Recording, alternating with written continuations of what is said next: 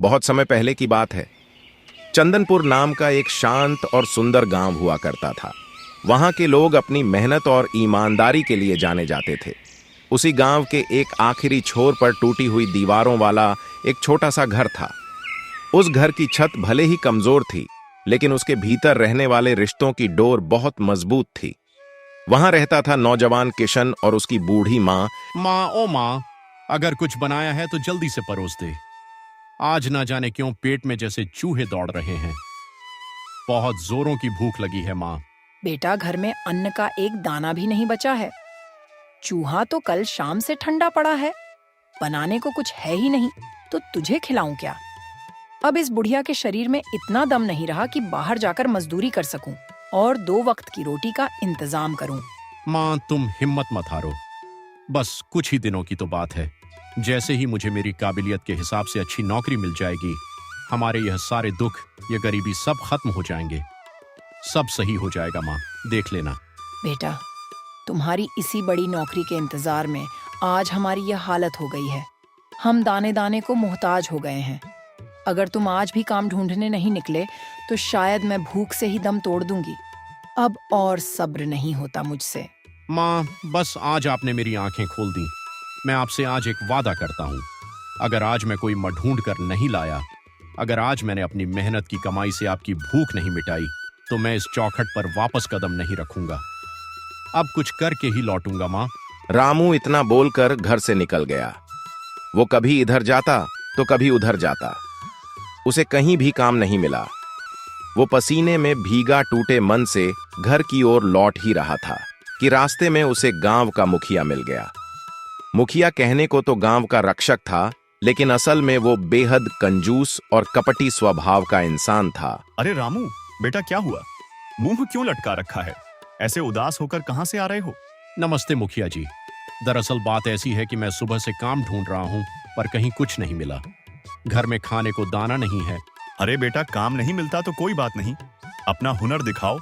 मैं तो कहता हूँ अपना एक ठेला लगा लो, अपनी किस्मत खुद चमकाओ। लेकिन मुखिया जी, ठेले के लिए पैसे कहाँ से आएंगे? पैसे की चिंता मत करो, मेरे साथ चलो, मैं तुम्हें पैसे दूंगा। पर एक शर्त है बेटा, अगर तुमने समय पर पैसे नहीं लौटाए तो तुम्हारी वो जो थोड़ी सी जमीन है ना, वो मुझे देनी होगी। देखो, मैं ये इसलिए कह रहा हूँ ताकि तुम मेहनत से काम करो, वरना तुम ढीले पड़ जाओगे। रामू मुखिया के साथ उसके घर की तरफ जाने लगा। मुखिया के मन में भारी लालच था। उसे यकीन था कि रामू जैसा सीधा लड़का पैसा नहीं लौटा पाएगा और उसकी जमीन आसानी से उसके हाथ लग जाएगी। रामू ने बिना सोचे समझे हामी भर दी और पैसे लेकर सीधे बाजार पहुंचा। उसने एक नया ठेला खरीदा और इडली सांभर बनाने का सामान लिया, क्योंकि उसने शहर में इसे बनते देखा था और वह इसमें माहिर था। रामू घर पहुंचा, मां को कुछ नहीं बताया और चुपचाप रसोई में जुट गया। कुछ ही देर में इडली और सांभर की ऐसी सौदी खुशबू उठी कि पूरे गांव की हवा महक उठी। रामू ने अपना ठेला गांव के किनारे लगाया। तभी 2 ग्रामीण खुशबू का पीछा करते हुए वहां पहुंच गए। अरे भाई रामू, ये क्या बना दिया है? पूरे गांव में ऐसी खुशबू तो पहले कभी नहीं आई। ये क्या चीज है? भाई, इसका नाम इडली सांभर है और साथ में ये नारियल की चटनी है। इडली? ये क्या होती है भाई? कभी सुना नहीं इसके बारे में। भैया, यह दक्षिण का बहुत मशहूर खाना है।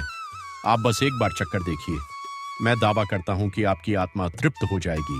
ठीक है, लगा दे 1 प्लेट, पर याद रखना, अगर स्वाद में मजा नहीं आया तो 1 पैसा नहीं दूंगा। बोल कितने की है? रामू ने फुर्ती से 2 प्लेटें सजाई। जैसे ही उन दोनों ने इडली का पहला निवाला मुंह में रखा, उनकी आंखें फटी की फटी रह गईं। वाह वाह रामू भाई, क्या स्वाद है! तुम तो सच में स्वाद के जादूगर निकले। गांव में ऐसी नई और जायकेदार चीज लाकर तुमने कमाल कर दिया। अरे भाई, इसका तो जवाब नहीं। ऐसा करो, 1 प्लेट मेरी बीवी के लिए पैक कर दो। और सुनो, अब से रोज हमारे लिए 1-1 प्लेट बचा कर रखना। हम तो डेली आएंगे। देखते ही देखते रामू की सारी इडलियां बिक गईं। पहले दिन की शानदार कमाई लेकर रामू खुशी खुशी घर पहुंचा और मां के हाथों में पैसे रख दिए। मां हैरान थी कि बेटा खाली हाथ गया था और शाम को खुशियां लेकर लौटा है। लेकिन जब रामू ने बताया कि उसने मुखिया से कर्ज लेकर ठेला लगाया है, तो मां का चेहरा सफेद पड़ गया। बेटा, तूने उससे पैसे क्यों लिए? वो बहुत बुरा आदमी है, वो किसी को नहीं छोड़ता। माँ, मैं पढ़ा लिखा हूं, मैं जानता हूं वो कैसा है, पर हमारे पास कोई रास्ता नहीं था। अगर काम ऐसे ही चलता रहा तो देख लेना, मैं 10 दिन के अंदर उसका पाई पाई कर दूंगा। अगली सुबह सूरज की पहली किरण के साथ ही रामू अपने ठेले पर ताजा इडली और गर्मा गर्म सांभर लेकर खड़ा हो गया। नारियल की चटनी की खुशबू ने फिर से लोगों को आकर्षित करना शुरू किया, लेकिन तभी गांव के 2 बुजुर्ग काका वहां आ पहुंचे। उनके चेहरे पर प्रशंसा नहीं, बल्कि एक अजीब सा विरोध था। रामू, ये क्या तमाशा लगा रखा है? तू तो शहर से बड़ी डिग्री लेकर आया था ना। गांव का नाम रोशन करने के बजाय तू यह ठेला लगा रहा है। काका, काम तो काम होता है, इसमें बुराई क्या है? मैं अपनी मेहनत से कमा रहा हूं। बुराई है बेटा, हमारे बच्चे स्कूल जा रहे हैं, पढ़ रहे हैं। जब वो तुझे देखेंगे कि इतना पढ़ लिख कर भी अंत में ठेला ही लगाना है, तो वह पढ़ाई छोड़ देंगे। अगर इस गांव का कोई भी बच्चा शिक्षा से दूर हुआ तो उसके जिम्मेदार सिर्फ तुम होगे। काका, आप ये क्या कह रहे हैं? स्वावलंबन क्या गुनाह है? अभी काका के तंज खत्म ही हुए थे कि गांव की एक महिला जो दूसरों की तकलीफों में आनंद ढूंढती थी, वहां मटकती हुई आई। अरे वाह भाई रामू, तुम्हारी माँ तो कहती थी कि बेटा अफसर बनेगा। क्या हुआ, शहर में पढ़ाई की या सिर्फ मटर गश्ती? अब साहब से सीधे थैले वाले बन गए। चलो अब ज्यादा ज्ञान मत बांटो, एक प्लेट इडली लगाओ मेरे लिए। और हाँ, स्वाद अच्छा होना चाहिए। वैसे भी तुम जैसों की औकात ही क्या होती है। रामू का खून खल रहा था, लेकिन उसने अपनी मर्यादा नहीं छोड़ी। उसने चुपचाप उस महिला को प्लेट थमा दी। महिला थोड़ा छकती है। स्वाद तो ठीक है, कितने पैसे हुए? तुम्हारे 20 रुपए हुए भाभी। क्या 20 रुपए लूट मचा रखी है क्या? क्या अपनी पूरी पढ़ाई की फीस हमसे ही वसूल करोगे? भाभी बस कीजिए। एक तरफ काका मेरी हिम्मत तोड़ रहे हैं, दूसरी तरफ आप मेरा अपमान कर रही हैं।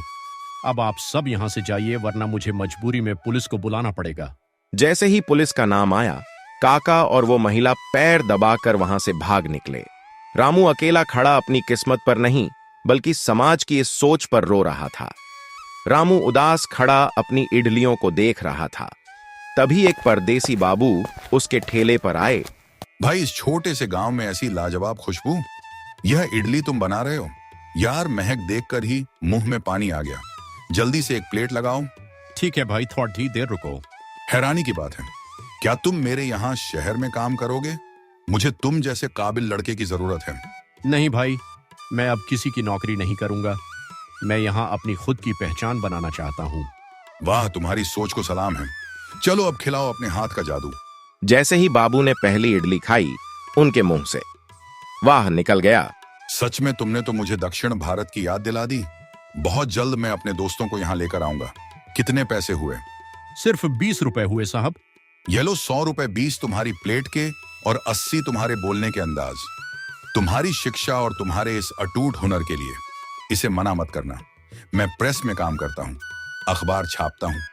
कभी कोई जरूरत हो तो याद करना। बाबू चले गए, लेकिन रामू के मन में एक बात साफ हो गई। हुनर की कदर करने वाले लोग आज भी मौजूद हैं। धीरे धीरे सारा सामान खत्म हुआ। रामू घर लौटा, मां को पैसे दिए, लेकिन आज वह खुश होने के साथ साथ बहुत थका हुआ था। लोगों के ताने उसके कानों में गूंज रहे थे। वह बिना कुछ खाए मां के पास ही सो गया, ताकि कल फिर से एक नई लड़ाई लड़ सके। अगली सुबह चंदनपुर की गलियों में एक नई हलचल थी। रामू ने अपना ठेला अब भी लगाया ही था कि तभी वही परदेसी बाबू आते हैं जो पिछले दिन वादा करके गए थे। लेकिन आज वो अकेले नहीं थे, उनके साथ शहर के कुछ संभ्रांत और रसूखदार दोस्त भी थे। दोस्तों, देखो यही है वो ग्रेजुएट इडली वाला जिसके बारे में मैं तुम्हें बता रहा था। क्या गजब का हुनर है, क्या लाजवाब स्वाद है, और इसकी अंग्रेजी सुनकर तो तुम दंग रह जाओगे।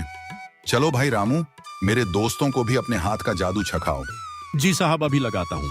आप सबका स्वागत है। रामू ने फुर्ती से प्लेटें सजाई। इडली रुई जैसी नरम सांभर मसालों से भरपूर और नारियल की चटनी का वो सौंधापन, जैसे ही उन शहर के लोगों ने पहला निवाला लिया, उनके चेहरों पर सुकून आ गया। वाह रामू, सच में जैसा सुना था उससे भी कहीं बेहतर है। तुम जैसे हुनरमंद लड़के की जगह यह छोटा सा गांव नहीं, पूरा शहर है। देखना, एक दिन तुम्हें और तुम्हारी इस इडली को पूरा शहर जानेगा। आपकी दुआ रही साहब, तो एक दिन जरूर ऐसा होगा। वे लोग तो चले गए, लेकिन उनकी गाड़ी की धूल अब भी जमी भी नहीं थी कि वहां गांव का मुखिया अपनी धूर्त मुस्कान लिए आ धमका। उसकी आंखों में एक अजीब सा लालच नाच रहा था। अरे वाह रामू बेटा, तुम्हारी तो बड़ी चर्चा है। अभी वो शहर के रईस लोग तुम्हारी इडली खाने आए थे क्या? बड़े बड़े लोगों से जान पहचान बढ़ा रहे हो। जी मुखिया जी, वे साहब कल आए थे तो आज अपने दोस्तों को भी ले आए। आप कहिए तो आपके लिए भी एक प्लेट लगाऊं। नहीं नहीं, मुझे तुम्हारी इडली नहीं, अपने पैसे चाहिए। और सुनो, मुझे वह पैसे एक दो दिन में नहीं बल्कि कल के कल पूरे के पूरे चाहिए। पर मुखिया जी, अभी तो सिर्फ एक हफ्ता हुआ है। हमारी बात तो कुछ और हुई थी।